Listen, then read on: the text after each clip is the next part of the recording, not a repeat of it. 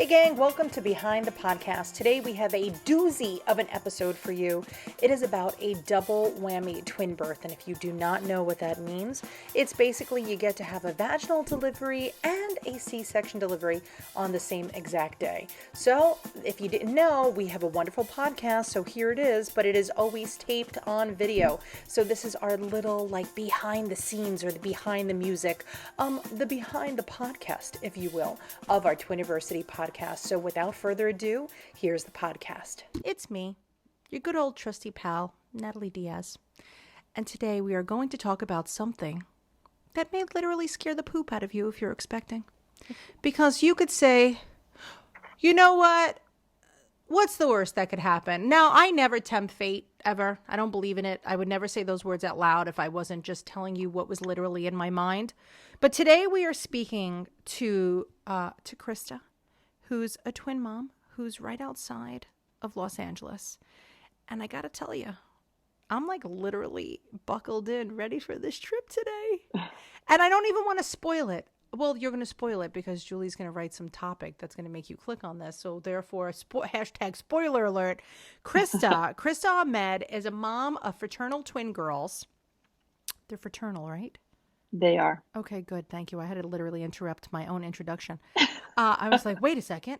I have to find this out. But yes, they are fraternal twin girlies. They just turned 1. Kirsta looks so good, guys. I don't know. I'm worried about it. She's having too easy of a time with how great she looks. No, you really do. Even the frames are nice. She has these beautiful glasses. I love them. A shirt that I would totally wear in a heartbeat. I love it. I love the neckline. It's a little rouged. I'm totally into it. But besides her fantastic fashion, she is one of the lucky twin moms that, as we here at Twiniversity call it, the double whammy, where you get to experience the joys of both a vaginal delivery and a C-section delivery on the same day. And here's where it takes a turn. Dum, dum, dum. It wasn't the same day. Kirsta, please, we got to get into this. I'm way too excited. I have to know everything. First of all, welcome to the podcast. Thank you for having me. I listen to you all the time. I'm so excited to be part of this. Where do you listen to us? Do you listen in the car? Like, what's your ideal Twiniversity listening? Yeah, lots of car. I do lots of audiobooks and podcasts in the car. I don't know. Girls aren't trying to jam out to something with me. I don't know how people could deal with a commute without podcasts. It's what my first thing is. They're like my favorite thing. I really do. I don't really listen to me as much. I should, because it would be another listen and it would be great. But I am totally obsessed. So I'm glad that you found us, and I'm thrilled that you got to be, that you wanted to be a guest, because you have a story that I just think is incredible. So let's begin at the beginning. It was a stormy summer day, and they saw a second heartbeat. How soon did you find out that you were having twins in your pregnancy? So very early, 6 weeks. So we were doing fertility treatment. I didn't do IVF, but I did do Gonal F. I did hormone therapy. Mm-hmm. And I remember thinking, so my girls ended up being born January, so they just turned 1. And I remember thinking when we were going to start, oh, it's like April, and counting, being like, I don't want a Christmas baby. But then also thinking like, but we're here for a reason and we need to start at some point. I didn't want to lose the month. And I was very, very lucky. It was on our first try with the hormone therapy, and 6 weeks in, we got the double heartbeat. So it was very much there's 1 and then there's 2. I told my husband, I kind of had a feeling. Mm-hmm. I went through the whole, couldn't wait for the amount of time the office tells you to wait to take the test. So I was testing early, and I took that test like a week too soon. And then it came back positive very quickly, not even within the 60 seconds or 3 minutes or whatever it tells you to take. It came back almost instantly that pregnant. So then I started thinking, oh my gosh, are my levels higher? Is this going to be a multiple situation? I just had this feeling.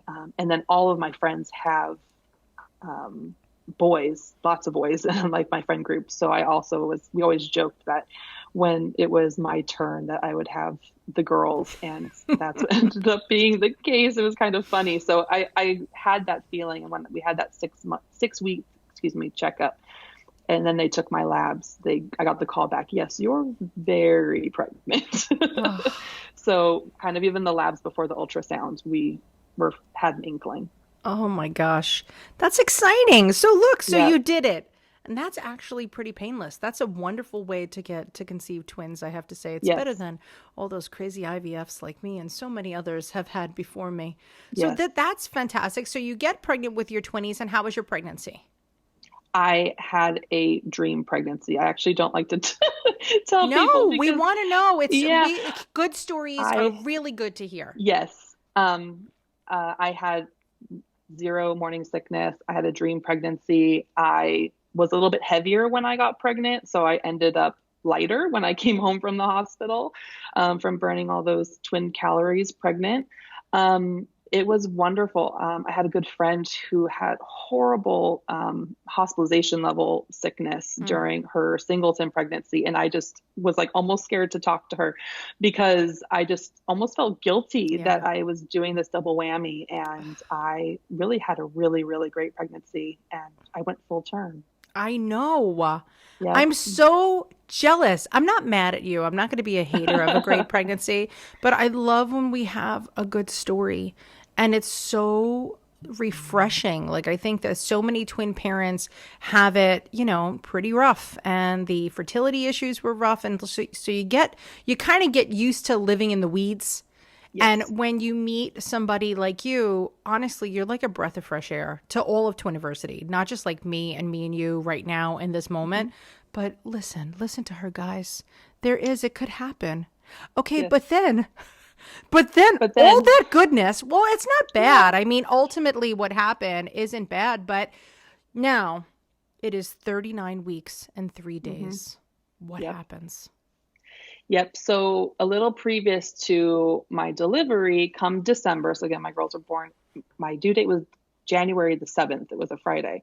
And we hit December, and I've already told my doctor multiple times my worst fear, especially after going through such a great pregnancy, is these stories I've read about. You deliver one, and Hmm. then the second your baby B shifts, and you can't get the second one out, and you end up with the double whammy. I said, after everything's happened, this is now my worst fear because I mean, I did have such a good pregnancy.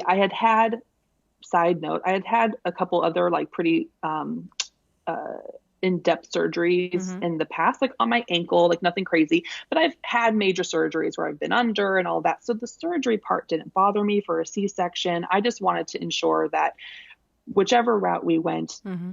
it was going to happen that way. I didn't want this double whammy.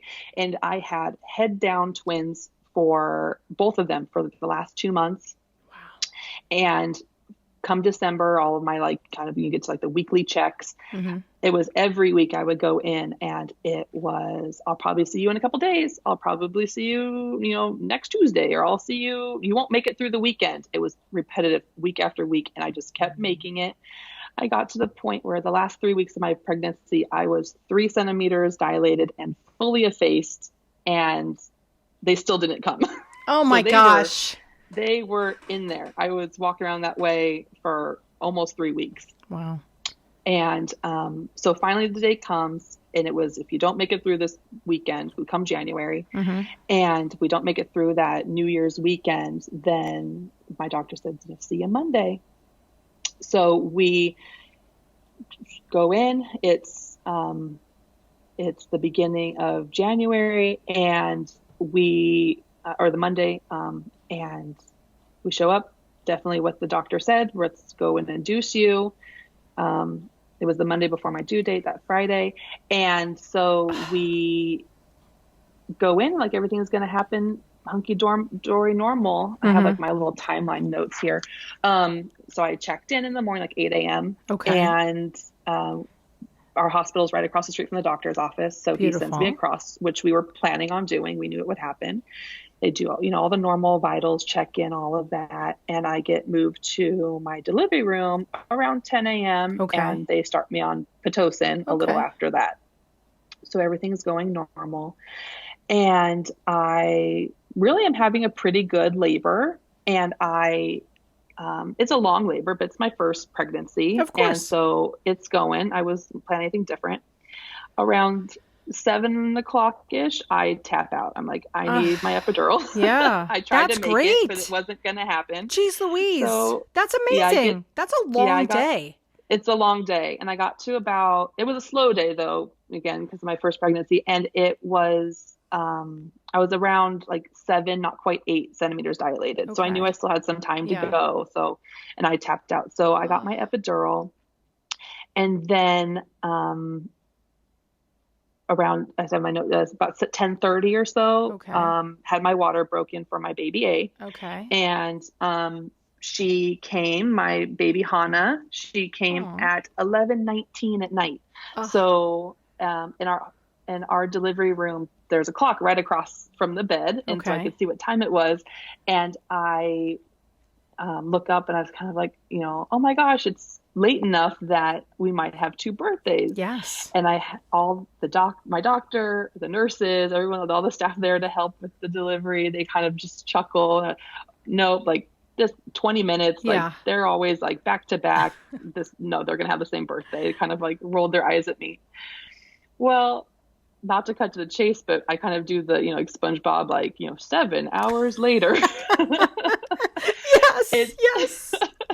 and it's my baby B wouldn't come. Uh, She was face up, and she shifted, and I tried my darndest, different positions, different pushing methods. I yeah. was like rolling side to side and taking breaks, and she just would not come down any further. How was And that working so, with your epidural? Like, how much movement did you have with your epidural? yeah, so I had quite a bit. And they ran it.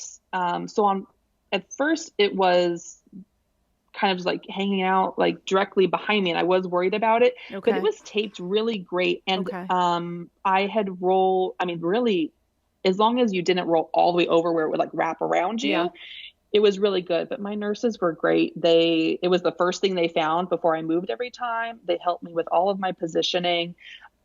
They would help me with all the pillows and the Mm-hmm. birthing balls and everything else that Wow. they were helping put like between my knees and everything Yeah. to position me differently.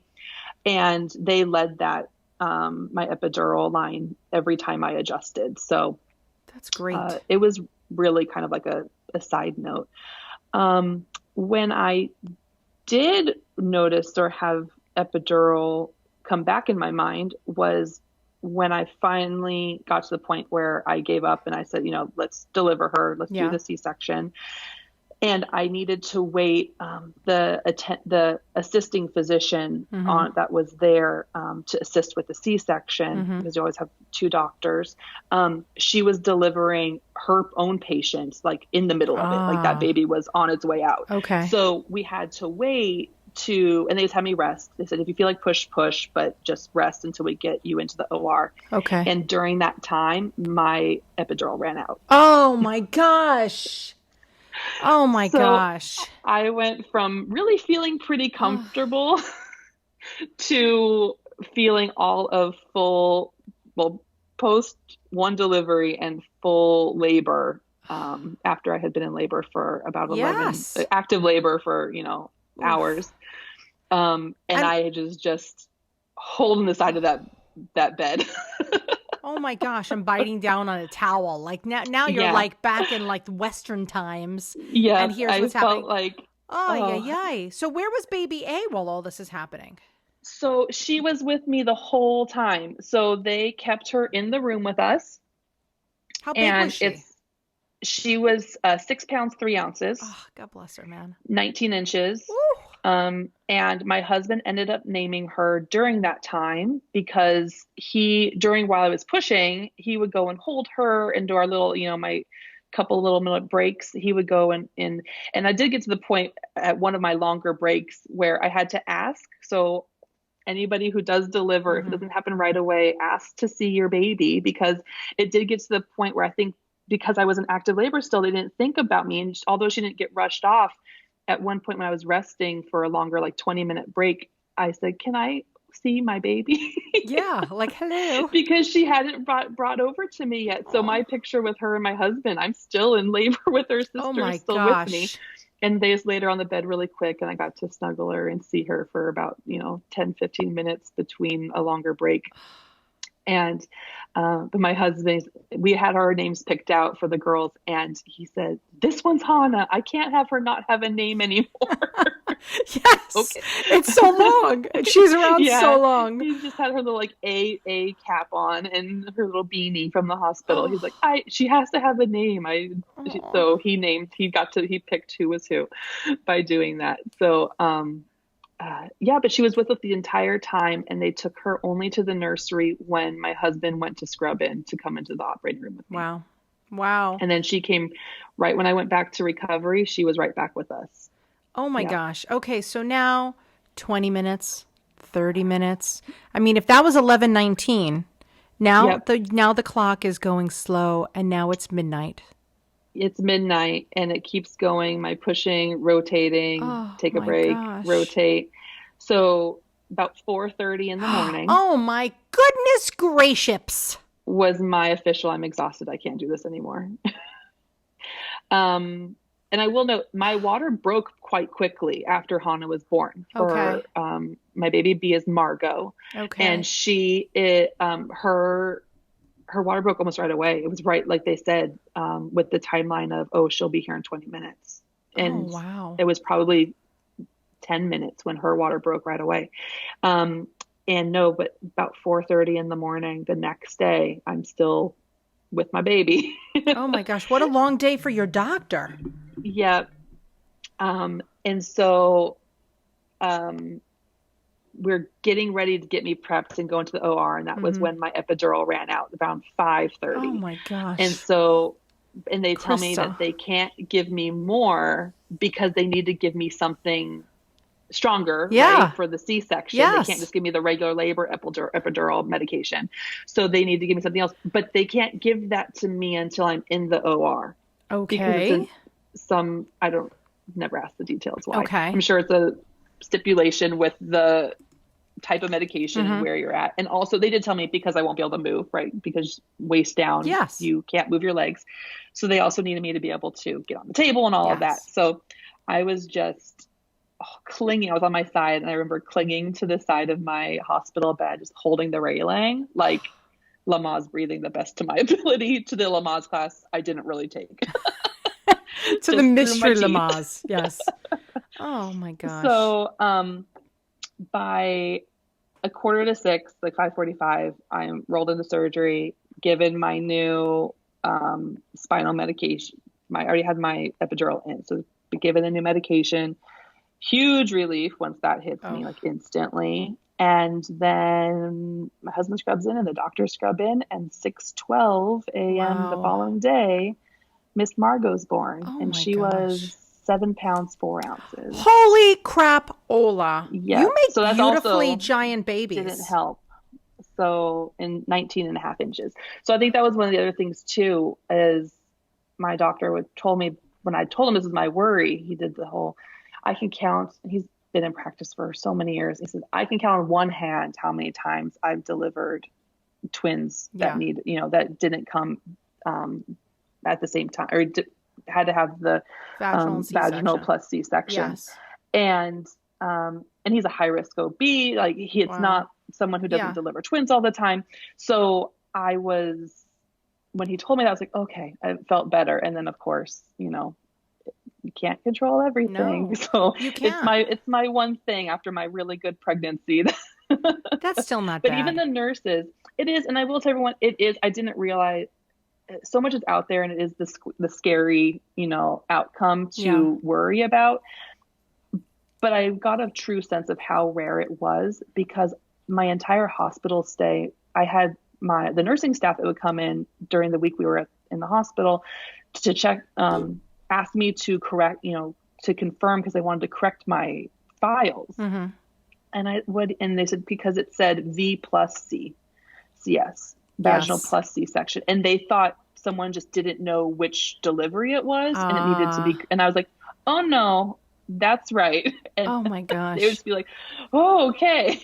Until a few days when they had all seen me by that time, Ah, each of the nurses. And then they're like, oh, okay. uh, And they all felt for me. So in a large ah. birthing hospital, I knew that it must be pretty rare, which was a nice thing to hear. Well, we So, know through Twiniversity, I do like pop-up polls. And I remember I did one about 2 years ago.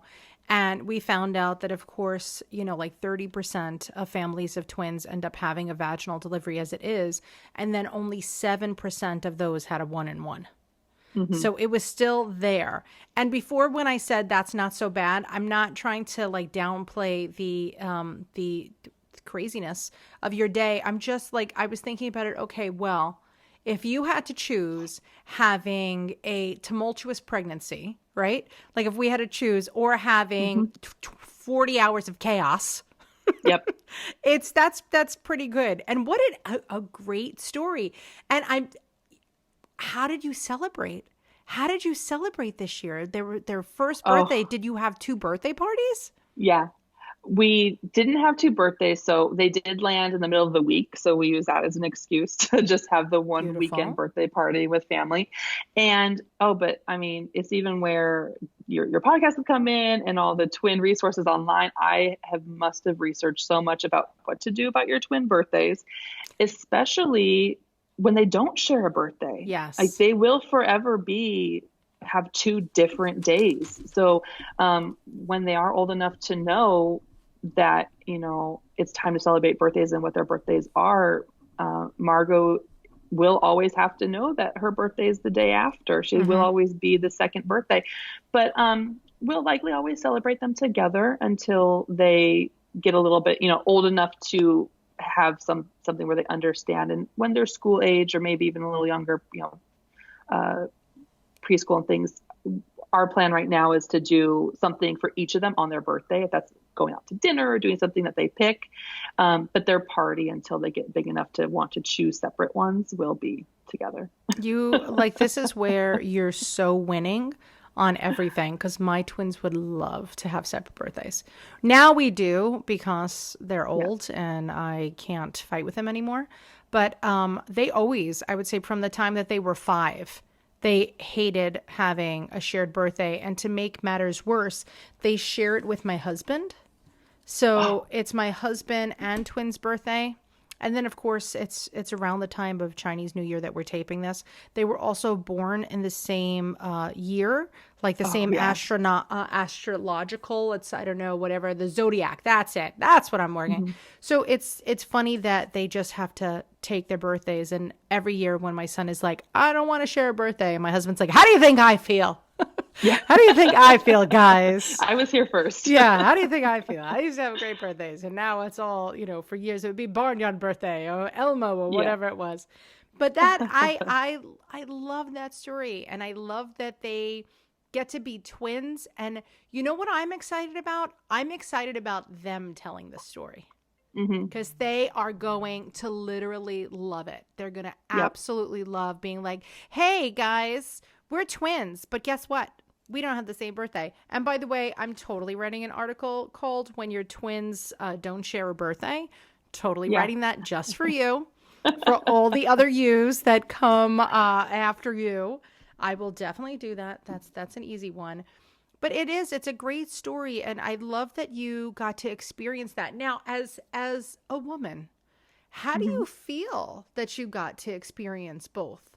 Like, do you feel that you might have Yep. felt gypped of one experience or another if it had just gone one way? Yep. Um, and also too, I knew once we found out this is twins, whether they were the same sex or we got one of each, or even before we knew what we were having, the Mm-hmm. second we found out it was two, we knew this was going to be it for us, because Okay. my husband and I got married about 3 years ago, and I'm 37, um, when they were born, so I'm 37 now, and we had a goal, 36 when I got pregnant, and we kind of to ourselves were, I didn't personally want to be pregnant after 40. So family planning wise, I wanted to, be able to have this pregnancy and then Mm-hmm. have time to have one more. And around, coming up to or just at that 40 mark. Okay. And our kind of like our personal family goal was 2 before 40.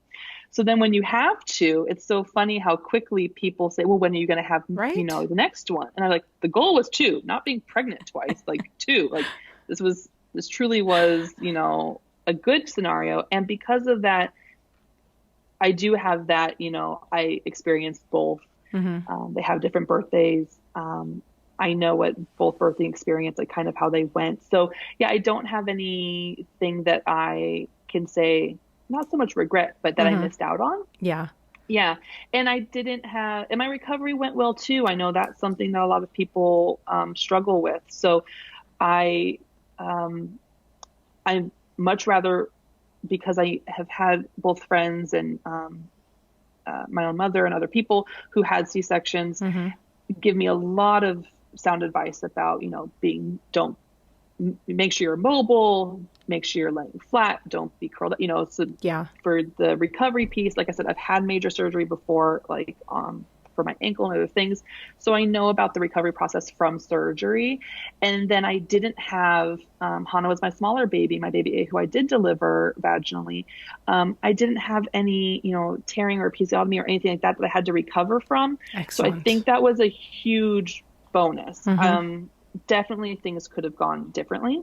So I think caring for myself and making sure that that was a priority. Although you have these 2 little ones to take care of right away, if you can take the time to do whatever healing you need to do in that first, few weeks and month, it makes a world of difference in the end of how good that experience ends up being. I love it. You're so sound. And I know that's a weird word to use, but sometimes you meet moms and this would be considered a traumatic delivery. Like it's a lot. That's a long labor. That is, surprises that you didn't expect. Like for all that you have gone through, I'm really proud of you. I really am. I know that's an unusual word, but you could have literally taken this story and be like, oh my gosh, I can't understand why anybody has a baby. This is horrible, blah, blah, blah. Like you were just like, yeah so what? Big deal. No big whoop, man. Yep, I had everything. What do you need? I was in labor for 800 hours. That's a lot. That's really great. Now, what would you tell somebody who might have had, a labor similar to yours, but is not feeling as positive about it? Yeah, I think everyone's experience obviously is different. Like you said, it's not, I think I try to look at not just the positive, but my goal, I wasn't myself. I'm pretty, I would say like pretty like logical thinker. I like to know how things work. I want everything planned out. So even with that in mind, I also am someone who's very realistic, and as much as I like things planned, I don't like to have things that I've overly planned go awry. So I knew I would be more upset if I had the extremely precise birth plan and it didn't happen the way I wanted to. So early on, I knew my birth plan was like show up pregnant, leave with babies. It was That's a good birth plan. I didn't. I like that. Everything in between, I just had to already know that whatever happens. And as long as we were able to leave the hospital, healthy with babies, that was my goal. I've also, I've had friends who've had singletons at 5 weeks, 6 weeks, and even 9 weeks early. Yeah. So I was very much prepared and ready for those types of circumstances, I think more so than my actual delivery. So when I made it full term, it was like, well, now like, let's do this, because I was much more worried about having my girls early than I was in preemies than I ever was about how I was actually going to deliver them. I'm really shocked that you went so long. Like typically doctors really, here on my coast, they start to get very uncomfortable past 38 weeks. Yeah. And I love that your doctors let you go as much as you did and felt so confident that like, yeah, we got this. No big deal. You really lucked out with that medical team. You really did. and like I said, it's my regular OBGYN I've seen for 10 plus years. Mm-hmm. He just also happens to be a high risk OB also.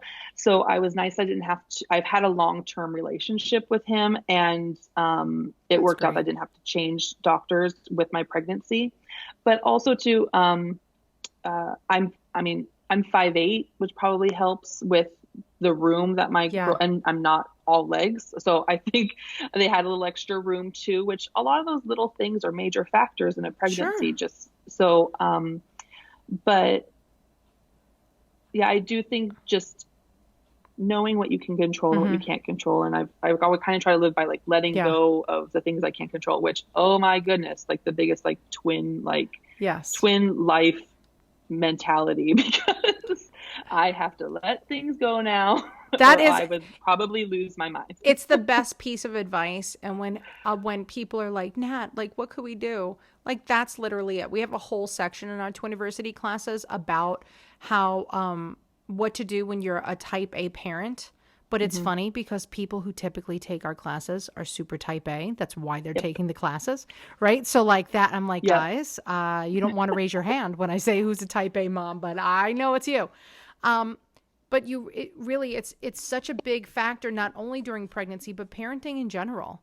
I mean, just letting go, going with the flow, and we can control everything. And you know what? Even if you could, why would you want to? Like sometimes surprises are good. Yes, sometimes surprises super stink.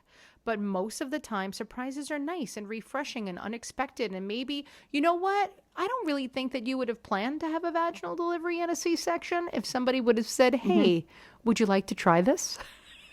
I don't think that you would have been like, yes, please. I would love to give that a go. So the fact that you got to experience this, and it was, in hindsight, I don't want to say enjoyable. I don't know if you could really enjoy any type of delivery. Although sometimes people are like, oh, I would just have babies all day. And I'm like, I'm so happy for you. I think that's great. I think everybody needs something. I would just like to watch Netflix and eat potato chips all day. That's what I think I could do. I think I could do that every day. But this is such a great story, and I'm so excited for your puppies. And I can't wait till it's like their 6th birthday. I think we have to have a 5th anniversary of this podcast so we could talk about what they're doing. And I'm dying to hear what they think about this, because that's what I love. Like I know my kids love, my baby A is much smaller than my baby B. And she loves telling everybody, guess who's older? Yeah. Oh, and you know what's funny too, Kirsta? You don't have a choice. They will know who's older. Like, no, they'll know. There's no question. There's a whole trend right now with people not telling their children who is baby A, which that could be a whole other podcast for a whole other day. Because guys, when they get their driver's license, they're going to find out. And so, just I vote, let them know. I don't know why. It's my vote, but your babies have no choice. They're going to have to know. And it is one thing that's funny, because signing them up at like the pediatrician, you tell me you have twins, but then you have to correct the birthday for my baby B because they always assume they have the same birthday.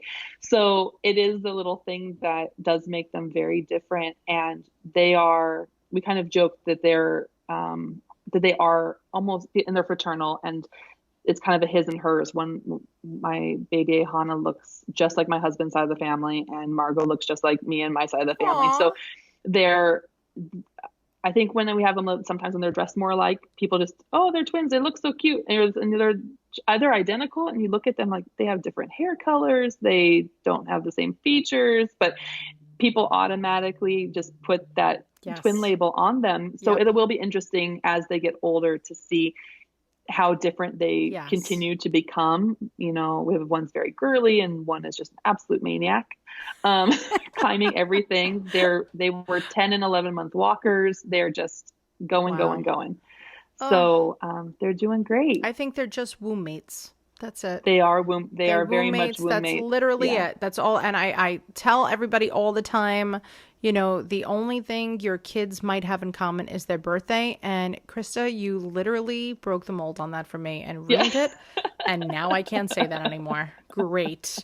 Great. I lost a saying. I can't Yeah. thank you enough for joining me today. And I love that Thank you for having me. Oh my goodness. No, this is my reality TV because I only want to talk about twin stuff in my real life. So I have Yeah. created my own reality listening. I'd be like, tell me your story, Kirsta. I want to know everything. Tell me, begin at the beginning. I love it. I'm fascinated by twin deliveries, by twin parenting experiences. It is what feeds my soul every single day. And I started Twiniversity literally the day my twins started kindergarten. And I was so mad that there wasn't anything like this for me. So Yeah. guys, and for Kirsta, I made this for you guys, and I'm glad you're Yeah. enjoying it. And I'm so excited. I'm so excited that people keep signing up to do our podcast. And I would have never believed that people listen as much as they do. And it's funny, like Kirsta, I was telling my husband yesterday, we were in the car and I'm like, babe, guess how many downloads our podcast had? And he's like, I don't know. I was like, babe, take a guess. And he's like, I don't know, 10,000. And I was like, babe, for real? 10,000? And he's like, I don't know, 1,200. And I said, John, honestly, this is literally why no one thinks I work. We have right now, as of this time in January, we have over 88,000 downloads. So for my husband to think that all I had was 1,200, even he is one of those families that's not using our site. So yeah, God bless him, man. Thank God he's handsome. I say that all the time. That's all. That's it. But Kirsta, I love you and thank you for being a part of our family. And I look forward to our recap down the road when the babies get to choose, when they get to choose their own adventure. And guys, for those of you that are listening, thanks so much for listening. And we have more to come. There are so many other episodes on our Twiniversity podcast. And don't forget, we are on this little website called Twiniversity.com. And we're on every single freaking social platform under the sun except Snapchat because I just can't get into it. And please don't look me up on TikTok either. It's not going to happen, guys. It's just not happening. But until next time, we will see you later, alligators. Oh, but one more thing. If you need to reach Kirsta, don't hesitate. Email us at community@twiniversity.com or she's K Berger on Instagram. Beautiful. All right. There'll be links in the show notes. All right. Now for real, this is not a drill. Until next time, guys. See you later, alligators. Thanks for listening. So that was it, guys. That was our Behind the Podcast. Don't forget to download wherever your podcasts are available to you.